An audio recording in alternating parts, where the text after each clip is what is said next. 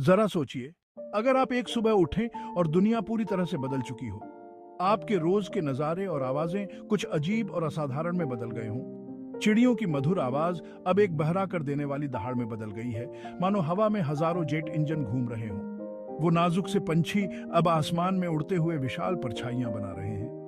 आपका पालतू कुत्ता, जो कभी आपका वफादार साथी था, अब आपके घर से भी ऊंचा एक विशालकाय जानवर जैसा लग रहा है, जैसे कोई पुरानी कहानियों का दानव। उसकी प्यारी सी भौंक अब एक जोरदार गर्जना में बदल गई है, जो जमीन हिला देती है।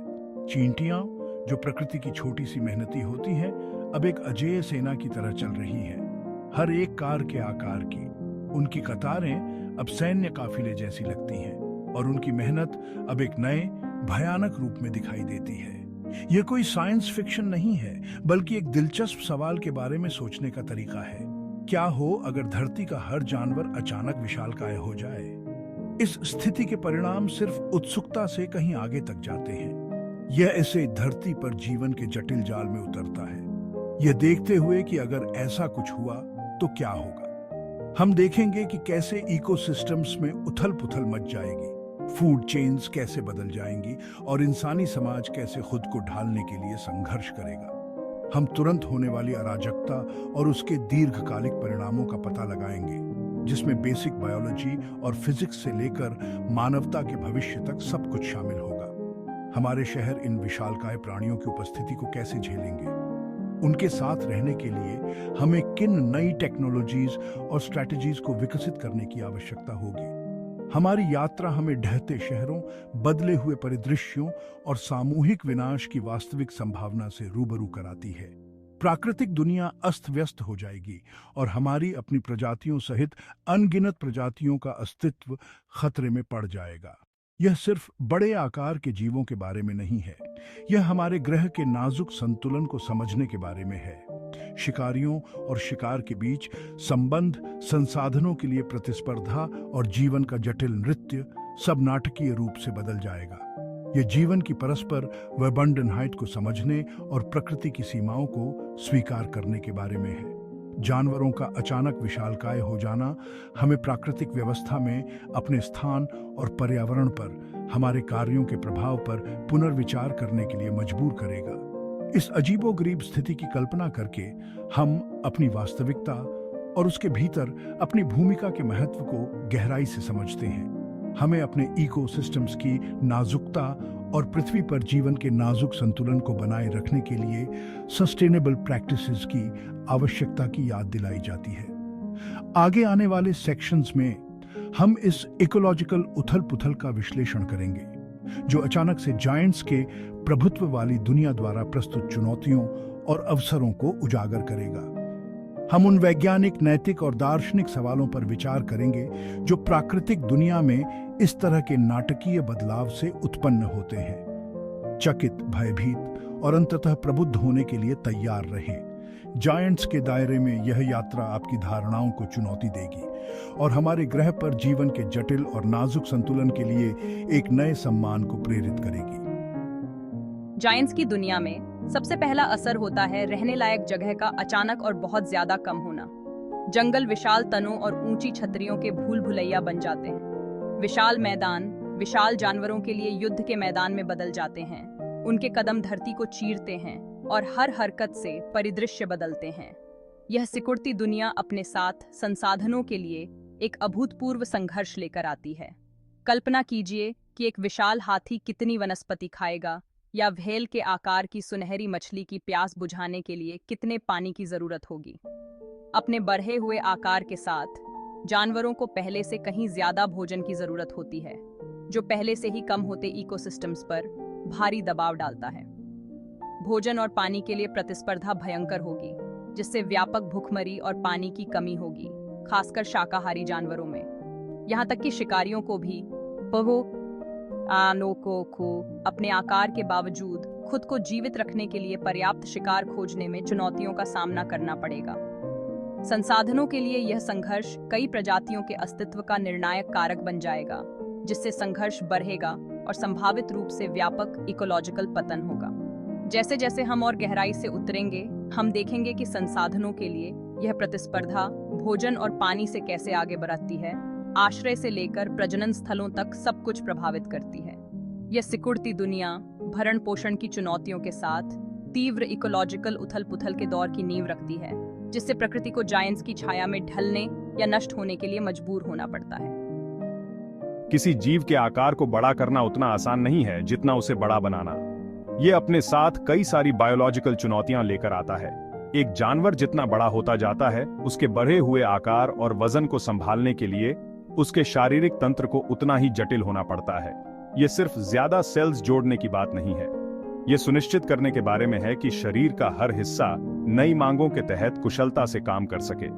इनमें से सबसे जरूरी है मेटाबॉलिक डिमांड्स में भारी बढ़ोतरी। जैसे जैसे कोई जानवर बढ़ता है, उसकी ऊर्जा की जरूरतें दोगुनी या तिगुनी नहीं होती हैं, वे कई गुना बढ़ सकती हैं। इसका मतलब है कि जानवर को अपने ऊर्जा के स्तर को बनाए रखने और अपने शारीरिक कार्यों का समर्थन करने के लिए कहीं ज्यादा भोजन करना चाहिए। बड़े जानवरों को काम करने के लिए बहुत ज्यादा ऊर्जा की जरूरत होती है।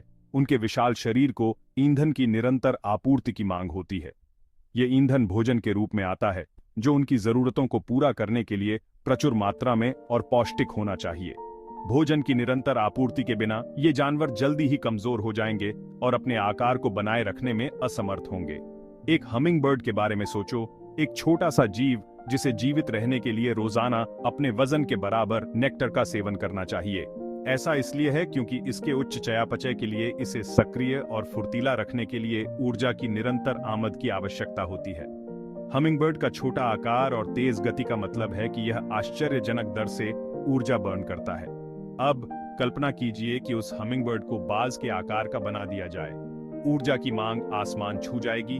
उसके बड़े शरीर को बनाए रखने के लिए भारी मात्रा में नेक्टर की आवश्यकता होगी। यह काल्पनिक परिदृश्य वास्तविक दुनिया में बड़े जानवरों के सामने आने वाली चुनौतियों को दर्शाता है।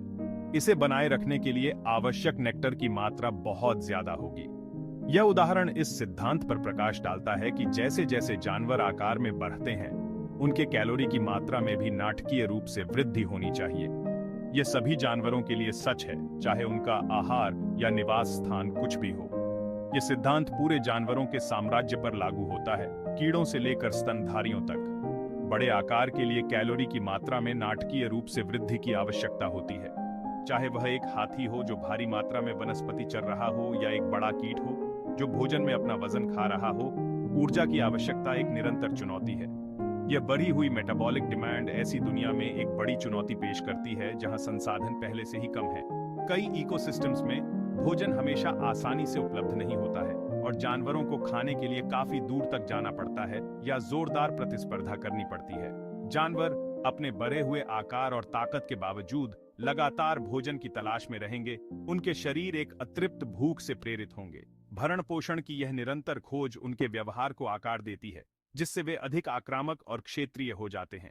भरण पोषण की यह निरंतर खोज उनके अस्तित्व पर हावी रहेगी, उनके व्यवहार को आकार देगी और अन्य जीवों के साथ उनकी बातचीत को संचालित करेगी। सामाजिक संरचनाएं, संभोग की आदतें और यहाँ तक कि प्रवासन पैटर्न भी पर्याप्त भोजन खोजने और उसका उपभोग करने की आवश्यकता से प्रभावित होते हैं। चयापचय संबंधी चुनौतियां केवल पर्याप्त भोजन खोजने से कहीं आगे निकल जाती हैं। एक बार भोजन का सेवन करने के बाद इसे कुशलतापूर्वक पचाना चाहिए और प्रयोग करने योग्य ऊर्जा में बदलना चाहिए। इस प्रक्रिया के लिए एक अच्छी तरह से काम करने वाले पाचन तंत्र की आवश्यकता होती है, जो बड़ी मात्रा में भोजन को संभाल सके।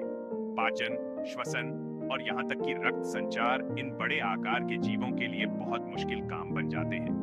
उनके फेफड़ों को उनके रक्त को ऑक्सीजन युक्त करने के लिए कठिन परिश्रम करना चाहिए और उनके दिलों को उनके विशाल शरीर में इसे प्रसारित करने के लिए अधिक सशक्त रूप से पंप करना चाहिए। उनके शरीर को उनके विशाल फ्रेम को ईंधन देने के लिए आवश्यक पोषक तत्वों और ऑक्सीजन के बड़े पैमाने पर प्रवाह को संसाधित करने के लिए ओवरटाइम काम करने की आवश्यकता होगी। ये निरंतर तनाव, थकान और स्वास्थ्य संबंधी समस्याओं के प्रति उच्च संवेदनशीलता पैदा कर सकता है। उनके तंत्र पर यह निरंतर दबाव उन्हें बीमारी और थकावट के प्रति अधिक संवेदनशील बना देगा, जिससे उनके अस्तित्व के लिए संघर्ष और जटिल हो जाएगा। इन जानवरों के लिए पशु चिकित्सा देखभाल महत्वपूर्ण हो जाती है, क्योंकि छोटी छोटी स्वास्थ्य समस्याएं भी जल्दी ही जानलेवा स्थिति में बदल सकती हैं। हालांकि धरती पर घूमने वाले विशाल जानवरों का विचार लुभावना है, लेकिन भौतिकी और जीव विज्ञान द्वारा लगाई गई सीमाओं को याद रखना जरूरी है। प्राकृतिक दुनिया उन नियमों द्वारा शासित होती है जो यह तय करते हैं कि एक जीव अजेय चुनौतियों का सामना करने से पहले कितना बड़ा हो सकता है। जैसे जैसे जीव आकार में बढ़ते हैं, उनकी संरचनात्मक अखंडता की परीक्षा होती है। हड्डियां, जो उनके शरीर के लिए ढांचे का काम करती हैं, उनके वजन का समर्थन करने के लिए पर्याप्त मजबूत होनी चाहिए। एक निश्चित वजन का समर्थन करने के लिए डिजाइन की गई हड्डियां विशालता के तनाव में झुक जाएंगी। जानवर जितना बड़ा होगा, उसके कंकाल तंत्र पर उतना ही ज्यादा दबाव पड़ेगा, जिससे संभावित फ्रैक्चर और ब्रेक लगेंगे। मांसपेशियों को भी इन बेहीमत्स को कुशलतापूर्वक आगे बढ़ाने के लिए संघर्ष करना पड़ेगा। इतने विशाल शरीर को हिलाने के लिए आवश्यक ऊर्जा बहुत ज्यादा होगी और मांसपेशियों को अविश्वसनीय रूप से मजबूत और लचीला होना होगा। एक जिराफ की कल्पना करो, जिसकी गर्दन उसकी सामान्य लंबाई से 4 गुना ज्यादा हो। हालांकि यह सबसे ऊंची शाखाओं तक पहुंचने में सक्षम हो सकता है, लेकिन इसकी गर्दन का भारी वजन और लंबाई महत्वपूर्ण चुनौतियां पेश करेगी। हालांकि प्रभावशाली यह लंबी गर्दन अविश्वसनीय रूप से कमजोर होगी और इसे नियंत्रित करना मुश्किल होगा। जिराफ को अपनी गर्दन को सीधा और संतुलित रखने के लिए बहुत अधिक ऊर्जा खर्च करनी होगी। यही सिद्धांत कीड़ों पर भी लागू होता है, जिनके एक्सोस्केलेटन जबकि मजबूत होते हैं, उनकी सीमा होती है कि वे कितना वजन सहन कर सकते हैं। कीड़े सुरक्षा और समर्थन के लिए अपने एक्सोस्केलेटन पर भरोसा करते हैं, लेकिन इन संरचनाओं के अपने टूटने के बिंदु होते हैं। उदाहरण के लिए, एक विशाल चींटी खुद को अपने ही वजन के नीचे कुचला हुआ पा सकती है। एक्सोस्केलेटन, जो छोटे आकार के लिए अच्छा काम करता है, बहुत बड़े शरीर के बढ़े हुए द्रव्यमान को संभालने में सक्षम नहीं होगा। आवाजाही भी एक बड़ी चुनौती बन जाती है। जानवर जितना बड़ा होता है, उसके लिए कुशलता से चलना उतना ही मुश्किल होता है। बड़े जानवर अपनी ताकत के बावजूद अक्सर आश्चर्यजनक रूप से धीमे और बोझिल होते हैं। उनका आकार कुछ लाभ प्रदान करते हुए उन्हें कम फुर्तीला और चोट के प्रति अधिक प्रवण भी बनाता है।